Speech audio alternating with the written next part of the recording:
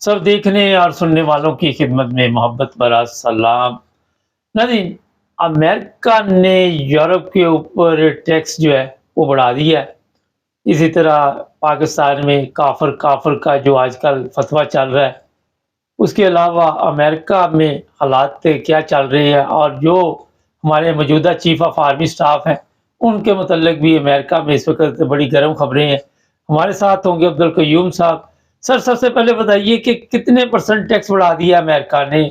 और ये गाड़ियों पे टैक्स सिर्फ़ लगा या और भी चीज़ों पे? मुबारक साहब, जैसे हमने पहले बताया हुआ कि ये ट्रंप जो है, ये जो बात इसने की है उसको पूरे तरीके से इम्प्लीमेंट कर रहा है। कोई किसी से डर नहीं रहा। उनको टाइम दिया गया था, जो इसकी पहली तकरीर थी कि मैं 25% तुम लोगों की इंपोर्ट्स, इतनी इंपोर्ट्स एक्सपोर्ट्स हो रही है अमेरिका में और इंपोर्ट्स हो रही है अमेरिका में, उसके ऊपर 25% मैं जो है लेवी लगाऊंगा, ये टैक्स लगाऊंगा। और उसने कल करके दिखा दिया उसने। इसमें बहुत बड़ा यूरोप का नुकसान होने वाला है, क्योंकि यूरोप की सबसे ज्यादा गाड़ियां जो है बर्तानिया, फ्रांस, जर्मनी, इटली और ये 4-5 मुल्क हैं जिनकी सबसे ज्यादा गाड़ियां, मिलियंस गाड़ियां हर साल अमेरिका जाती हैं। और उनके ऊपर आप हैरान होंगे कि 1.3 1.4 टैक्स था, अभी 25%। उसमें अमेरिका की जो कंपनी, उनके लिए अभी ये होगा कि अमेरिका की कंपनियां जो है वो और ज्यादा बूस्ट करेंगी, जो प्रोड्यूस, उसने बोला अपने मुल्क में पैदा करो और अपनी गाड़ी इस्तेमाल करो। इसी तरह लाइक वाइज खाने पीने की चीज, अभी चाइनीज के पीछे वो लगा हुआ है। चाइनीज के जो बहरी जहाज आते हैं ये पैसेंजर्स लेके, उसके ऊपर पाबंदियां लगा रहा है, तो वो आ ही नहीं सकते इधर। और बेशुमार चीजें। ट्रंप एक मेरे ख्याल में अमेरिका का एक बहुत मुहब्ब वतन और एक नेशनलिस्ट प्रेसिडेंट उभरने वाला है। इसने पहले दिन से ही शुरू कर दिया है। अभी लाइकवाइज देखें मुबारक साहब, उसने पाकिस्तान के बारे में पहले दिन से कहा था कि मैं इस गवर्नमेंट, जैली गवर्नमेंट को एक्सेप्ट नहीं करता।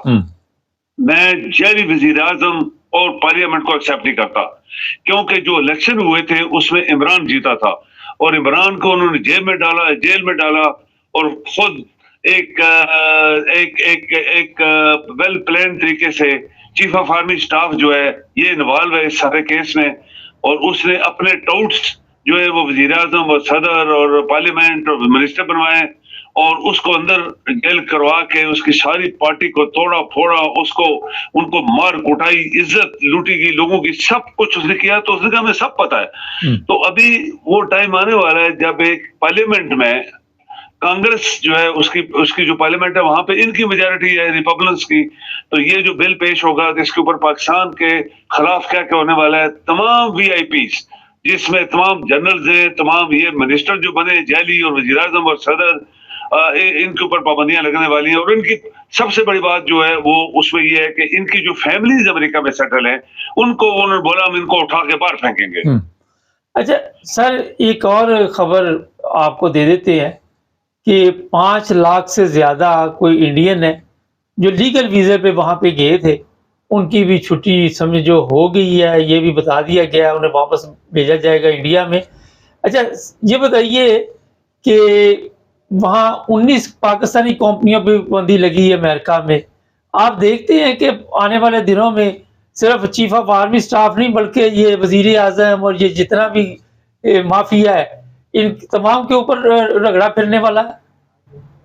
बिल्कुल, यही वो जो बिल पेश होने वाला उसमें सबका नाम है। उसने बोला तमाम लोग जो डेमोक्रेसी को चलने जिन्होंने नहीं दिया और एक वेल प्लान तरीके से डेमोक्रेसी के ऊपर डाका डाला गया। और अमेरिका चूंकि डेमोक्रेसी को सपोर्ट करता है, वो दुनिया का नंबर 1 डेमोक्रेटिक कंट्री है, तो किसी ने पहले तो छेड़ा नहीं था इनको, क्योंकि ये सब अपने अपने मफाद में फंसे हुए थे। ट्रंप तो किसी से डरने वाला नहीं है। हमने बहुत दफा बोला है कि जी ये जो बात करता है वो करके दिखाता है। ये उसके अपने बंधु ने, अमेरिका के टॉप लिस्टेड एनालिस्ट ने बोला है कि ये वो शख्स है जो बात करता है वो करके दिखाता है। और अभी चूंकि ट्रंप अपना मुकाबला प्यूटन और उधर चाइनीज सदर से करने वाला है, जो उनको 2-2 3-3 टर्म्स मिली हैं और वो अभी तक चल रहे हैं। जैसे प्यूटन 20 साल से ऊपर चल रहा है, तो चाइनीज भी 10-15 साल अभी रेंज में आ गया है। तो ये काम ऐसे ऐसे करने वाला है दुनिया में कि अमेरिकन कौम खुद बोले कि हमें ट्रंप जो है नेक्स्ट टर्म में भी ट्रंप ही चाहिए, क्योंकि वो अमेरिका को उठा के आसमान पे लेके जाना चाहता है। आपको पता है जैसे उसने कनाडा को बोला मेरे से शामिल हो जाओ, ग्रीनलैंड तो हमने बात की हुई है और उसने खुद भी बात की है मैं किसी दिन कब्जा कर लूंगा। नीचे वाली साइड पे भी वो कुछ मुल्कों को बोलने वाला है अमेरिका में शामिल हो जाओ। और ये चीजें जो हैं, और खासकर पाकिस्तान और अफगानिस्तान और ईरान और चाइना और ये ममालिक ऐसे जिनके पीछे जो है वो ट्रंप पढ़ने वाला है। अभी जैसे पाकिस्तान के बारे में एक बहुत बड़ा बिल है, ये उनकी हिस्ट्री में पहला बिल आया है। पाकिस्तान के लोग वहां जाके चापलूसियां कर के अपने बच्चे बीवियां सब इनके बाहर बैठे हुए हैं। जितने जनरल हैं, जिनके मिनिस्टर्स हैं, आप देखेंगे इनके बच्चे बीवियां सब बाहर रहते हैं। और अभी इनकी टर्न आ गई है। सर ये बताइए, मैं बहुत जल्द वेरी सून मैं पाकिस्तान के बारे में बात करूंगा। और हमने जैसे बताया आपकी व्यूज को कि ये सिर्फ मसला यूक्रेन और रशिया का हल करवाना चाहता है। इसके बाद ये बहुत अग्रेसिवली पाकिस्तान की तरफ आएगा। और ये न सिर्फ जनरल, ये जनरल तो बहुत बड़ा इसने क्राइम किया है आइन के तहत। पाकिस्तान में जो आइन है अवाम के खिलाफ, मुल्क के खिलाफ, सब चीज के खिलाफ, मुल्क की इंटरेस्ट के खिलाफ इस बंदे ने और इससे पहले बाजवे ने किस तरह एक जीती हुई पार्टी के साथ जुल्म सितम हुआ, तो वो सब उनको पता है। मुबारक साहब, सर ये तो अमेरिकन सबसे बड़ा मुल्क है। तो ये अभी होने वाला है वेरी शॉर्टली। आप देखें कि वो कहते हैं कि मैं बहुत जल्दी हफ्तों में कोशिश कर रहा हूँ कि ये यूक्रेन का और रशिया का हो जाए मुआहदा, फिर मैं फारग हो जाऊंगा, फिर मैं बाकी जो मेरे काम है मैं करूंगा। सर यूरोप पे इतना टैक्स लगने से यूरोप में महंगाई होगी, अब चीजें महंगी हो जाएंगी। अब देखें ये जो गाड़ियां की जब रुकेंगी तो अमेरिका में कोई खरीदेगा नहीं। इतनी 25% बड़ा परसेंटेज होती है, 1% 2% जैसे पहले उनका लगा हुआ था, तो अभी 25% आ गया। इनकी गाड़ियां जो अमेरिका में खरीदेंगे वो बड़ी महंगी बिकेंगी। उनके मुकाबले में अमेरिका खुद वो कहता है कि पैदा करो अपनी गाड़ियां सस्ती बेचो, मोटरसाइकिल ये वो। अभी यूरोप के बहुत सारे मुल्क जो हैं, जिसमें फ्रांस है, बरतानिया है, जर्मनी है, खासकर इटली, ये 4-5 मुल्क हैं जो गाड़ियां बनाते हैं, हर किस्म की चीजें बनाते हैं जो सर ये मैं पूछ रहा हूँ कि महंगाई होगी यहाँ पे, तो इनकी चीजें वहां जब बिकेंगे नहीं तो यहाँ पे नेचुरली इकोनॉमिक क्राइसिस आएगा। मुबारक साहब, अच्छा थोड़ा सा पाकिस्तान चलते हैं। सर पाकिस्तान में जो हालात देखते हैं, कोई परफ्यूम निकाल देता है, उसका नाम 295 रख देता है, उसको मुल्क छोड़ के भागना पड़ता है। इतना इस्लाम नाजुक मजहब है कि फौरी तौर पे हमारे मुसलमानों की इंसल्ट होनी शुरू हो जाती है। देखिए वहां पे मुसलमान है ही नहीं है। मैं आपको जानदारी से बताता हूँ मुबारक साहब कि जो शख्स अल्लाह ताला की जात, जो क्रिएटर है इंसानी पूरी कायनात का, वो कहता है मैंने कायनात पैदा की और मैं ही इसका मालिक और खालिक और सब कुछ हूं। तो जब अल्लाह ताला ने कुरान हमारे ऊपर नाज़िल किया, इस्लाम को नाज़िल करने के लिए कि मैं कौन हूं और मेरे क्या अहकामात हैं और किस तरह तुम जिंदगी गुजार सकते हो अच्छी, किस तरह मैं तुम लोगों की फेवर करूंगा जब क़यामत आएगी, तो ये सारी चीजें कुरान में। पाकिस्तान एक ऐसा मुल्क है जहां पे ना तो अल्लाह ताला की जात को किसी ने आज तक माना है, ना ही कुरान करीम जो कि एक अल्लाह का पैगाम है, जाती पैगाम है, पर्सनल पैगाम है हमारे लिए, उसको माना है। और वहां पे चूंकि शिर्क पूरे मुसलमान मुल्क में सबसे ज्यादा जो शिर्क इस वक्त जो शिर्क की बीमारी है या जो मुशरिक है वो पाकिस्तान में। ये जितने मजार वाले हैं आप देखें, जितने पीर हैं जिन्होंने मजार बनाए हुए हैं, जिन्होंने डगौसला शुरू किया हुआ है। और मैं बातों में एक बात कर देता हूँ मुबारक साहब, अब देखें इमरान की बीवी जो थी वो भी पीरनी बनी थी और वो भी पैदल नंगी वहां से वहां एक मजार है वहां इस्लामाबाद के नजदीक उन्होंने बनाया हुआ है, टकोसला बनाया हुआ है, मैं उसको नहीं मानता, पाँव नंगी वहां पे गई, तो ये शिर्क है मुबारक साहब। आप देखें कि इमरान और उसकी बीवी के दरमियान फर्क ये था कि इसकी बीवी पीरों को मानने वाली थी और इमरान पॉसिबली मुझे यकीन नहीं है वो मानता होगा, लेकिन इसकी बीवी ने उसका बेड़ा गर्क करवाया और अल्लाह ताला देख रहा होता है। जब अल्लाह को छोड़ के आप इंसानों के पांव पकड़ते हो और पीरों के पांव पकड़ते हो, चाटते हो और वहां अपनी पूंजी जो है, जो आपका पैसा हलाल का कमाया वहां फेंकते हो, वहां पे जाके, और वहां पे हरामखोर, चरसी, शराबी, लानती, जनाखोर सब मजारों पे बैठे हुए हैं। वो बल्कि आजकल अड्डे बने हैं यानी ये सब बीमारियां जो मैंने बोली है, इनका अड्डा जो है वो आज का मजार बने हुए हैं। जैसे दाता नाम रखा हुआ है, दाता किधर से आ गया भाई? उसके मजार पे देखो क्या होता है, सब पाकिस्तान की जो पंजाब की लड़कियां हैं, जहां वहां रात को इकट्ठी होती हैं, लड़के आते हैं उठा के ले जाते हैं, वहां पक्का डेरे लगाए हुए हैं, खाने लोगों को मुफ्त मिल रहे हैं, और वहां चादरें चढ़ रही है, उतर रही है, उतर रही है, उतर रही है। ये एक बहुत बड़ा एक अल्लाह के खिलाफ महाज है। जब अल्लाह के खिलाफ महाज के ऊपर तो तुम लोग बोलते नहीं हो, तो नबी अकरम सल्लल्लाहु अलैहि वसल्लम को कोई भी नहीं बोलता, कोई मुसलमान भी नहीं बोलता। ये बहाने बना के ये लोगों को काबू करना चाहते हैं।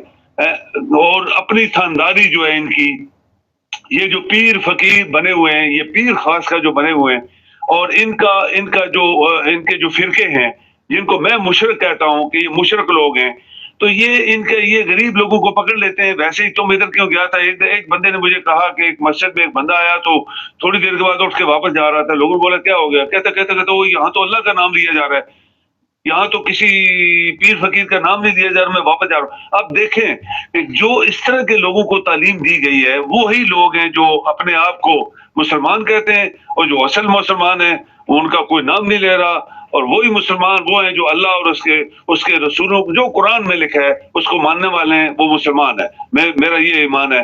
और जो लोग ये जो पीर शीर ये वो बने हुए हैं और लोगों की जेबें काट रहे हैं, ये सब मुशरक हैं। मुशरकों के लिए अल्लाह ताला ने मुबारक साहब कह दिया कि मैं कभी नहीं बख्शूंगा। उसकी मिसालें कुरान के अंदर हमने पहले भी सर ये काफर काफर काफर की दुकान चल रही है। अंबिया की भी दुआएं कबूल नहीं हुई, मुबारक साहब जिन्होंने शिरक किया था। सर ये काफर काफर काफर काफर की सुबह से शाम तक आके सोशल मीडिया पे मैं आशिक़ रसूल हूँ, और दूसरे जो है वो समझते हैं कि ये हमारी नज़र में काफर है, और खुद ही लोग फैसले करके लोगों को काफर करार दे रहे हैं। इनके पास किसने हक दिया कि ये किसी को काफर? कोई हक नहीं, कोई इनके पास हक नहीं है, कोई ये मजाज नहीं है ये कहने के। चूंकि पाकिस्तान एक ऐसा मुल्क है जो नाम तो उन्होंने इस्लाम का लिया था, बनाने वाले बना के चले गए, उनके ज़हन में क्या था वो तो सारे खत्म हो गए, उनको उड़ा दिया गया। अभी देखें ये मुबस्सिर जो काफिर दूसरों को कहते हैं काफर काफर, हकीकत में ये सबसे बड़े काफर है। यानी एक इंसान जिसको इस अल्लाह और उसके दीन या कुरान का पता ही नहीं है कि अल्लाह ने कुरान में कहा क्या गया है, वो लोगों को काफर कहते हैं, तो सबसे बड़े काफर हैं, सबसे बड़े मुशरिक हैं। नहीं, और मुशरिकों के लिए अल्लाह ताला की कोई माफी नहीं है, ये अल्लाह का अपना हुक्म है। और उसने बहुत सारी मिसालें दे दी है कि मैंने बड़े बड़े लोगों को भी नहीं छोड़ा, वो आएंगे तो उनको पकड़ूंगा मैं। ये भी लोग वही हैं जो उन्हीं के पैदावार है। ये सारे मुशरिक मक्के के और इधर उधर के भाग के पाकिस्तान आ गए। ये मुल्ले शुल्ले सारे जो हैं ये कोई मुसलमान नहीं है। इनके करैक्टर देखें, इनके इल्म देखें, इनकी बातें देखें, जो बकवास कर रहे हैं ये काफर हकीकत में ये काफर हैं और ये मुशरिक लोग हैं, और इस्लाम में इनके लिए कोई जगह नहीं है। सर ये तो एक दुकान बन चुकी है, वहां पे फतवे दिए जाते हैं, लोगों को घरों से कहते चले जाओ। ये रजब भट्ट है उसके, अच्छा चलो जी 295 का नाम उसने लिया और लोग उसके घर पे हमला करने चले गए।